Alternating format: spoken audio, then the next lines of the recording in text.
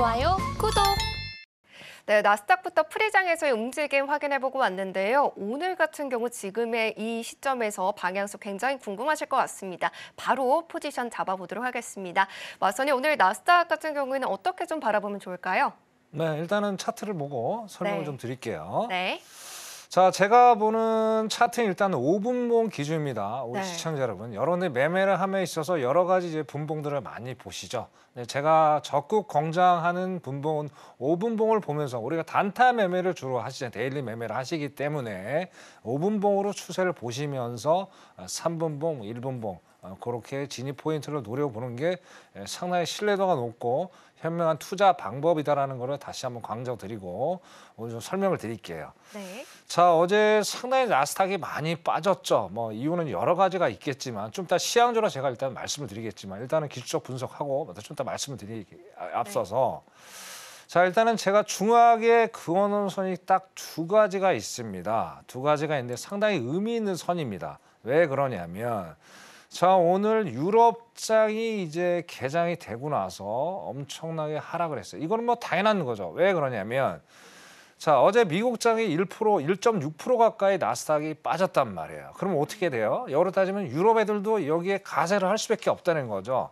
그러니까 얘네들도 그만큼 가격을 내려버린 거예요. 물론 어제 미국장보다는 뭐 하락폭이 그렇게 크진 않지만 어쨌든 동반 어떤 커플링을 보여주면서 하락이 계속 이어졌다는 거죠. 그래서 지금 계속 계단식 하락을 지금 이어지고 있고요. 현재도 지금 많이 빠지고 있죠. 그렇기 때문에 그런데 이 과정에서 여기는 나는 무조건 내려가지 않겠다라는 강력한 지지 라인이면서 저항 라인이 형성되는 구간을 볼 수가 있습니다. 이 구간이 16,650 부근이에요. 이 부근. 어제 저점에서 조금 밀리는 조금 이제 상단에 있는 건데 이쪽에서 지금 보시다시피 19시에 한번 강력한 지지를 한번 해줬고요. 그러나 이제 또 한번 끌어올리려고 21시에 애를 썼으나 결국엔 하락으로 내려왔었고 22시 30분에 다시 한번 끌어올렸지만 결국엔 여기서 오늘 더 연설이 있어 밝힌 연준의 연설이 있었어요. 그래서 다시 한번 또 끌어내리는 그런 상황을 봤다는 얘기예요. 그러면 결국엔 오늘 여기가 지지면서 저항 라인 1차 지지면서 저항 라인이 되겠죠.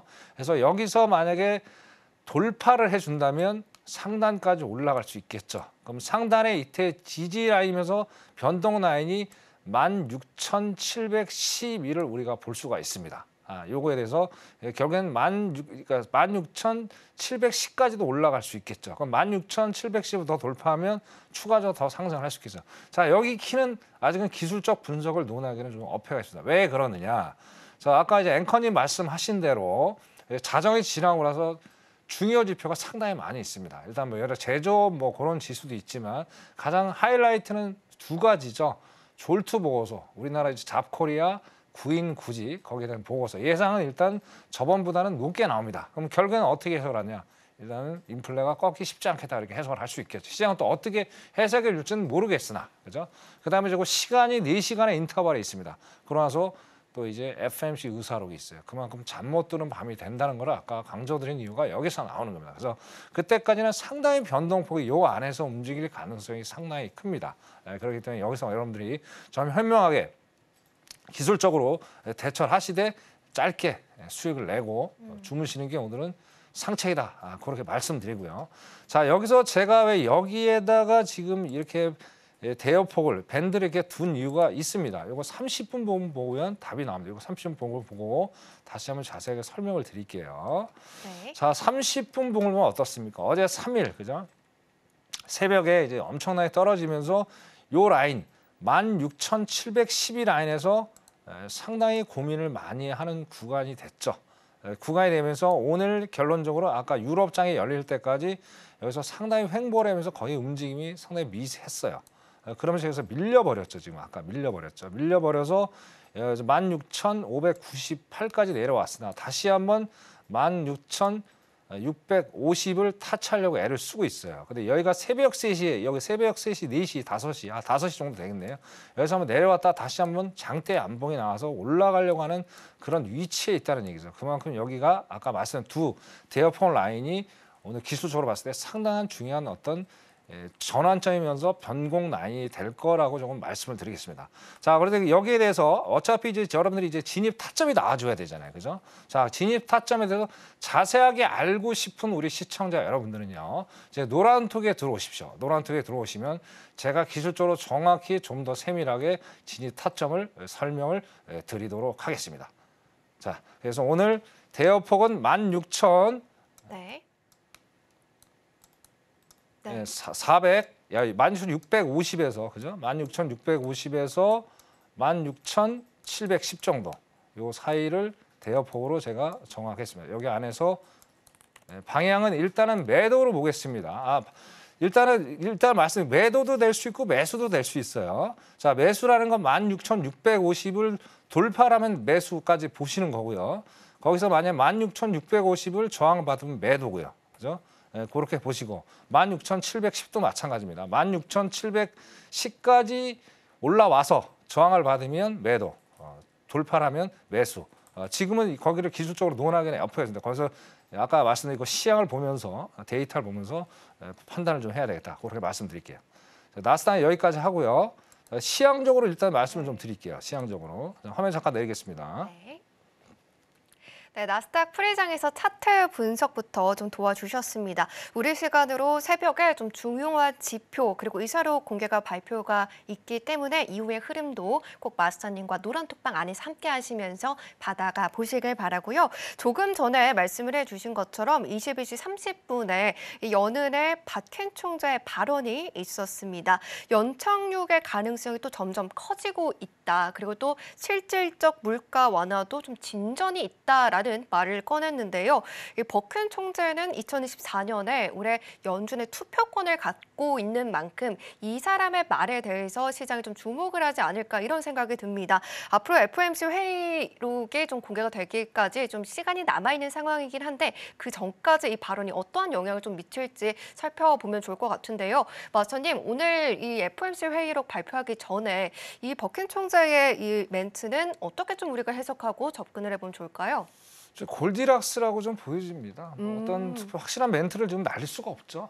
왜냐하면 새벽 4시에 네. 거기서 말을 잘못했다가 그죠? 아. 갑자기 이제 새벽 시장이 요동칠 수가 있기 때문에 네. 뭐 어쨌든 이것도 아니고 저것도 아닌 그런 골디락스의 얘기를 한 것 같고요. 저는 당연하다고 봅니다.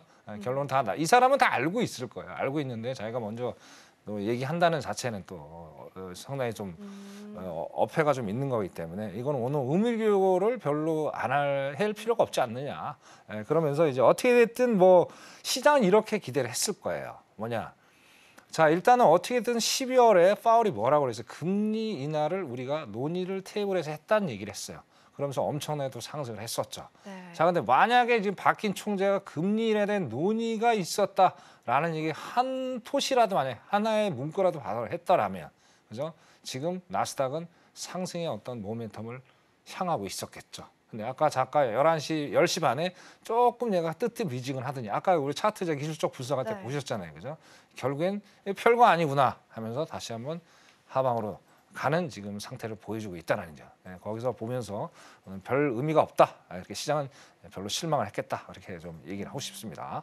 자, 이거 잠깐 좀 발췌한 건데 저는 이제 단연간 네. 해외에서 트레이더 활동을 했고요. 해외에서 또 회사를 차렸기 때문에 저는 이제 우리가 해외 선물을 하잖아요. 해외 선물. 우리는 국내 선물하는 사람들이 아니잖아요. 우리 시청자 여러분. 그래서 해외 뉴스를 우리가 직접적으로 접하면서 시향에 대해서 익숙하셔야지 우리가 신뢰도 있는 그런 우리가 매매를 할 수 있으니까 오늘 준비해온 거 간단하게 설명을 좀 드리겠습니다. 네. 자, 작년 같은 경우에 어땠어요? 작년 같은 경우에 어땠어요? 작년 같은 경우에 작년에. 작년 같은 경우에 어땠어요? 작년 같은 경우에 어땠어요? 자, 시장은 어떻게 기대를 했어요? 시장은. 자, 어떻게 시장은 올해는 뭐 내년보다 올해 그죠? 올해죠. 2024년에. 2023 말에 1월 1일 날 뭐 좋은 뉴스들 굿 뉴스들이 많이 나왔죠. 올해는 뭐 5천 이상 가고 뭐 상당히 뭐 20%까지 상승한다. 상당히 좋은 얘기가 많았어요. 근데 작년하고 비교를 한번 해보자는 얘기예요. 자, 2022년 말에 어땠냐면 자, 2023년 시장은 상당히 안 좋을 거라고 얘기를 했어요. 근데 1월 한 이틀 3일 정도 상당히 좀 안 좋았죠. 저점을 찍다 결국엔 원회로 거의 쭉쭉 상승을 했어요. 그러니까 3월 이제 그 은행 사태 뱅크런 사태가 벌어지기 전까지는.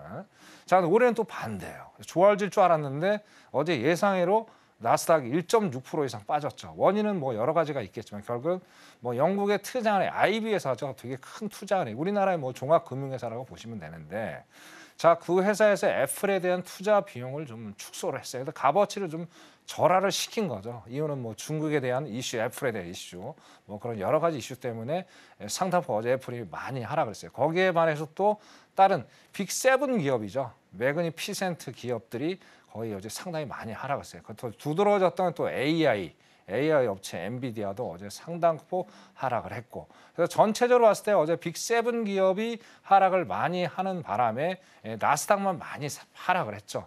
어제 다른 거 다우는 오히려 올랐어요. 0.03 올랐고, 그다음에 S&P는 약 좀 한 0.5% 정도 하락을 했고, 어제는 3대 지수가 같이 커플링이 돼서 움직여야 되는 상황이 맞는 건데 따로 국밥이 놀다 보니까 시장이 약간 혼돈스럽게 흘러갔다라는 얘기죠. 어떻게든 시장은 어떻게 앞으로는 어떻게 대형 어차피 IT 미래 산업을 이제 짊어지고 갈 거는 결국에 IT 기업들인데 나스닥에 상당히 포커스를 맞춰줬죠.